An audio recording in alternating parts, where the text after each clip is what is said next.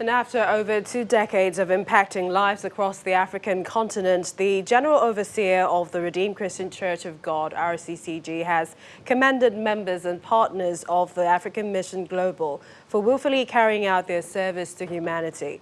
Pastor Adeboye was speaking at the annual Thanksgiving of the African Missions Global at the Redemption Camp on the Lagos-Ibadan Expressway. The occasion was well attended by members and partners of the mission from various sectors of society.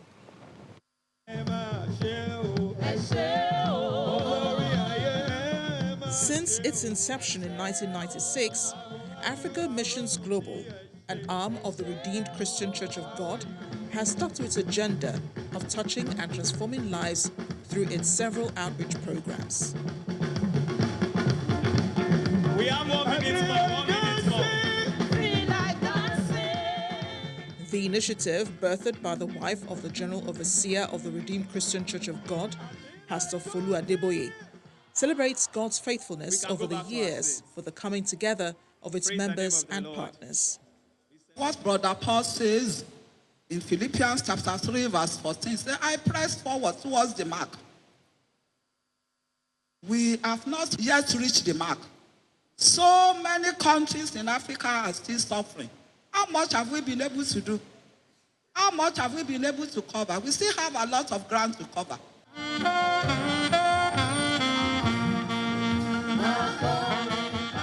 The presence of the General Overseer of the Redeemed Christian Church of God, Pastor Enoch Adeboye, gives the occasion a grandeur.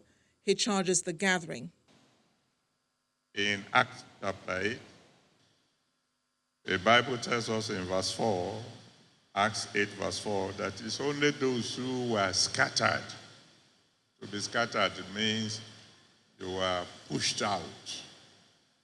Those who were scattered abroad went everywhere preaching the gospel. But in your own case, you have gone voluntarily. I think that all of us in African Mission should be grateful to God for his mercy, that he has not hindered us from going.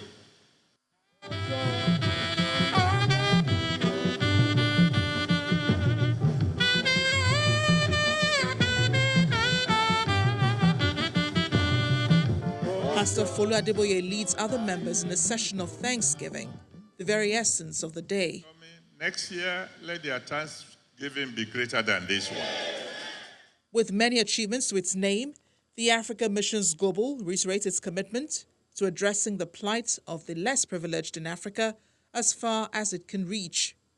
With respect to the IDP camps in Maiduguri, we have built shelters for over 50 households. And as of today, we want to start, giving scholarship to these children to be able to get educated and become useful to Nigeria. Over the years, the scope of the mission has enlarged in reach and focus by way of missionary support, emergency interventions, and social actions in Africa. It insists there is no resting on its oars.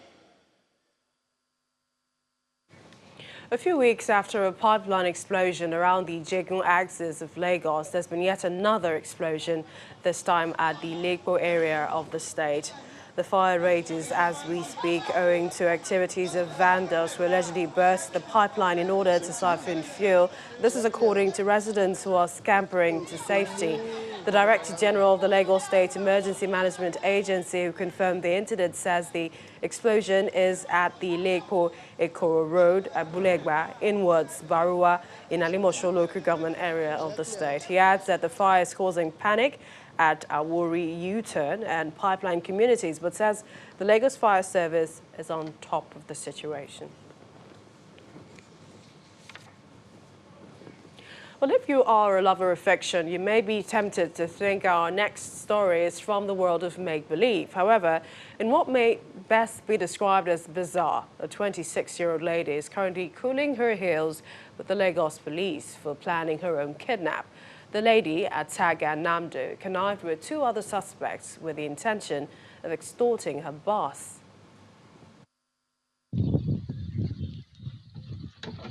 Come outside.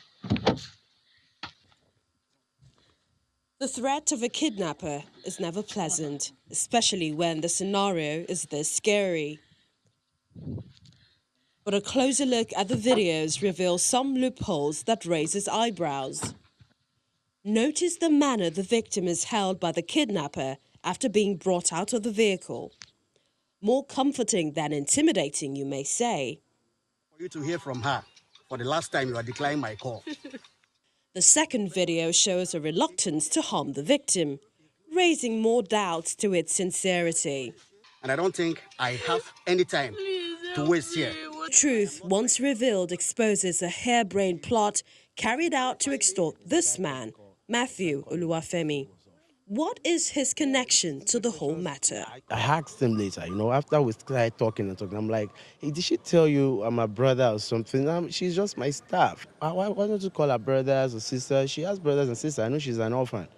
And the guy said that it's your own, it's you she said she has. She said you're the only person that can get her out of this.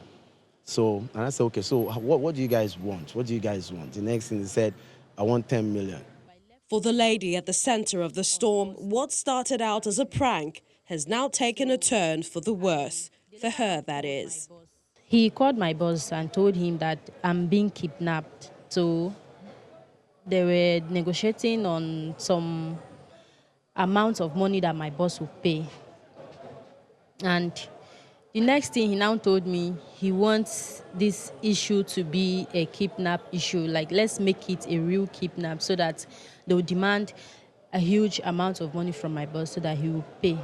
I rejected to the opinion, but I was forced to do it. One of the members holding the phone has been apprehended, but a manhunt for the man in the videos is still on. We arrested one of the suspects who actually masterminded it. So that one was a military camouflage. We are now trying to ascertain the identity, whether it's a serving or it's a retired, or even a dismissed one. So, and which of the armed forces it belonged to. They have committed offense. So the conspiracy is already there. The act done is there. So there are relevant sections of the law so to take care of that. Helping out someone in need should not hurt. But with cases like this surfacing, there may be a reluctance to lend a helping hand. For this lady, there is a long time to think about her deeds behind bars. More stories now. Poor state of infrastructure in Masaka and Korodoma communities of Nasarawa State have continued to cast a gloomy shadow on the lives of residents. The challenge has taken a huge toll on daily living. Despite resorting to community help to alleviate their sufferings, lack of access road, electricity, as well as medical facilities still stare them in the face. Our community report tonight takes a look at how members of the community are coping with these challenges despite their proximity to the Federal Capital Territory.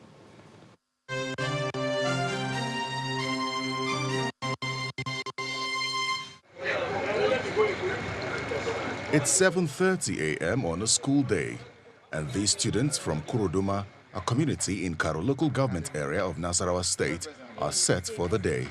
That all these are community efforts. But there is a hurdle.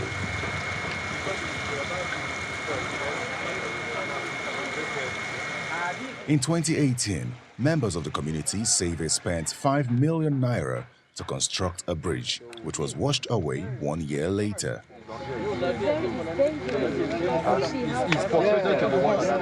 We got ourselves together and taxed ourselves and put this structure by direct labor. Nowadays that things are very difficult, where we don't get much people to contribute again. That's why we are, tabling our complaint to the government. This makeshift wood structure now serves as a bridge for the pupils, with their parents on hand to assist them.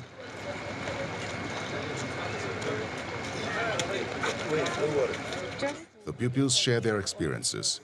When it's rainy season, we cannot go to school. We cannot cross the river because the river will be full of water. We can't go to school easily because sometimes we do miss school and our education gets lower and lower. They make an appeal. Let the government help us bring a better road that children can have access whenever they are going to school. I want the government to help us fix this bridge so that we'll have access road. The situation is not any different in Masaka. Residents here are also calling for assistance to alleviate their sufferings. we no have access road.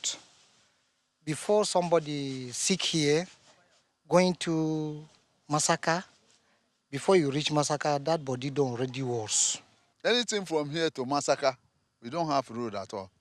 You can see as you come from there, come here. And this road just from here like this, you only just go and end it somewhere there.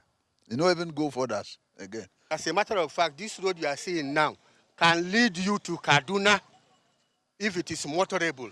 And the villages around here are the villages that are feeding the Masaka market, which I believe is the biggest market in Karo local government, if not in the state. How long these residents will have to wait for their challenges to be addressed is not clear. They are, however, hopeful that very soon help will come their way.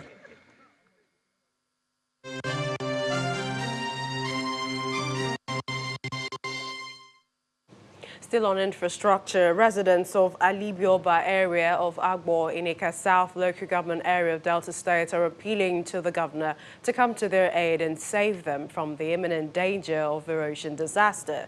This perennial problem of gully erosion in some communities in Ika clan has led to the destruction of houses and farmlands, and in some cases, the loss of lives. The Universal Basic Education Road, which was once a major road, has been divided into two by this deep gully created by erosion. Most places in this area are prone to gully erosion due to its topography, and it gets worse during the rainy seasons. The death of two teenagers who were swept away by flash floods about 6 months ago is still fresh in the minds of residents. This road, we don't shop our children this last year. I don't run leave my house. As you can see, this is my house, and I don't run. Because I get small children. Make the road not call shop my children again. For over 4 years, the people of Alibioba community have been facing this situation. They now live in fear, not knowing what's going to happen next. Ughelli have been in church since over 5 years now. So the community on their own part have been trying their best by community effort. Sometimes we contribute money to buy sand to Zamfara. We use cement bag and Zamfara the cement bag and to check the erosion. But as you can see now, the problem is beyond the community. We are afraid if the next rainy season now get to meet this road like this. I believe that nearly all of us will now be a tenant instead of landlord elsewhere. Their fears are shared by residents of Owanta, another erosion-ravaged community. But help is on the way for Owanta community through the state government's partnership with the World Bank and the Nigeria Erosion and Watershed Management Project NUMAP for an environmental reclamation project. We're going to work very closely with Delta NUMAP, like we've always done, to ensure that the other 4 sites are attended to. But as you know, it's not something that you can all attend to at the same time, because the value of such projects are a bit on the high side. This is a 2.4 billion naira project, and so it entails quite a lot. But most definitely, we're looking into the other 4, and we'll take them one after the other. For the Owanta people, this new deal offers the assurance that could allay their fears, while the Alibioba community continues to hope that government will give them similar attention. And now to matters of the heart. The suspense is finally over for a 26-year-old Sulaiman and his American love interest, 46-year-old Janine Sanchez, who finally meet after 1 year of communication via the social media. Ms. Sanchez, who traveled all the way from California, the United States, says she embarked on the journey to meet in person Sulaiman, whom she met over Instagram. Our correspondent Nanchin Vincent has more. Oh my goodness. Suleiman Issa is a 26-year-old young man who is into website design and a student of engineering at Northwest University, Kano State. Suleiman met his social media lover, Janine Sanchez, 46 years old from California, USA, and have been chatting and courting online for over a year. Janine traveled 24 hours from the U.S. to meet with Suleiman and his family, who are excited and hopeful about the visit. Mr. Suleiman is my son. He now came across of this American woman. There they start chatting. She now said she will be visiting Nigeria. At the end of the day, she said she wants to marry my son. You want to marry my son? I say yes. I say okay. But no, she's a Muslim. He said Muslim. You say no. Yes, no problem. I know he's still a student looking for future. He said no. At America, he will get university almost free. Janine is full of excitement after meeting Suleiman and his family. She explains why she loves him. I flew from California to Chicago, to Ethiopia, then to Kanu. It was a 22-hour flight. And I'm just here to meet my fiancé that I met online through social media. I wanted to make sure he was what he portrayed on social media. And as far as I can tell, he's exactly how he portrayed himself, so I'm happy. We are looking forward to get married, hopefully in the next 2 months coming, so hopefully we'll be married. The government of Kano State has also been involved in the romantic story, as the Kano State Hisbah Board called the Instagram lovers for questioning, although the reasons for discussions were not disclosed. Janine is expected to leave for the United States of America and come back for the wedding, after which Suleiman Issa will relocate to be with his wife in the United States. From Kano Metropolis, Nanchin Vincent, Channels Television News.